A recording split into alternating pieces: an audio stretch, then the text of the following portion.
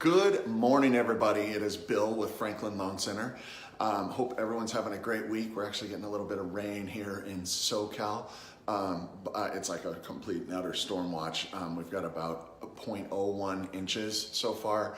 I think the ground is going to stay wet here for at least the next 5 or 7 minutes. So it's really dramatic weather here.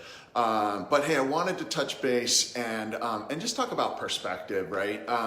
I was having a conversation with a buddy of mine yesterday that's a real estate agent, and we're just talking about, look, I mean, it is undeniable that we've seen some changes in the market, right? And that always makes us nervous. I mean, even for me inside the market, it's like, oh boy, okay, so what does all this mean? And it's pretty cool when you get the opportunity to really dig in and start looking at what's the perspective on this? What does it really look like? So, I mean, first off, one thing, and you guys have heard me say this a bunch of times now, is look, real estate is meant to be a long-term game, right?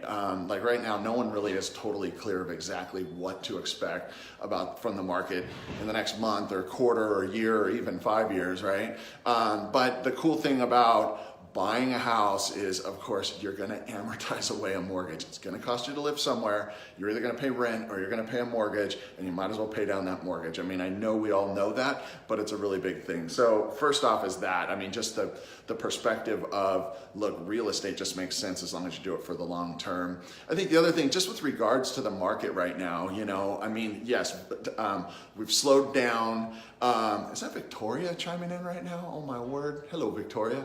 And anyway, so we're, the volumes are down. There's no question about that. But the crazy thing is when you put that in a more historical perspective, we have been amazingly spoiled. We, meaning sellers, that is, have been amazingly spoiled for a good 6, 7, 8 years now in this market. It's just put a property out there and watch it sell.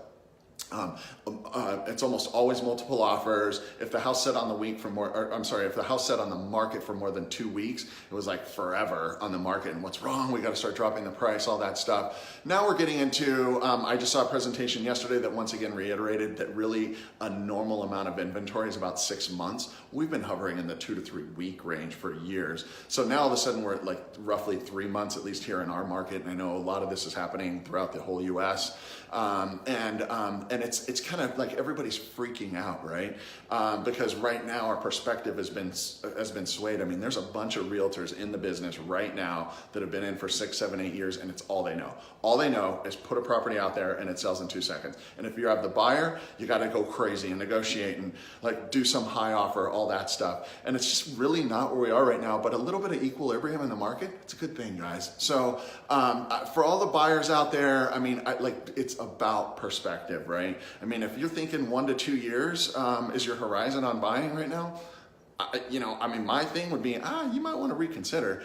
You might, in that particular case, be better off renting because it does cost money to buy and sell property and all that good stuff. But if you've got the long-term horizon, you're thinking about this house as a part of your overall plan for retirement and things like that, there is zero question in my mind that we're in a great spot for buying. I think the last part on that is, of course, interest rates are up. And again, these are charts that I've put up before, but I think it's worth repeating.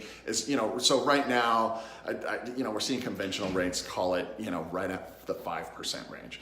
And so for those of us that have been spoiled over the last number of years, we've seen interest rates with 3s in front of them and 4s in front of them. So all of a sudden 5% seems high.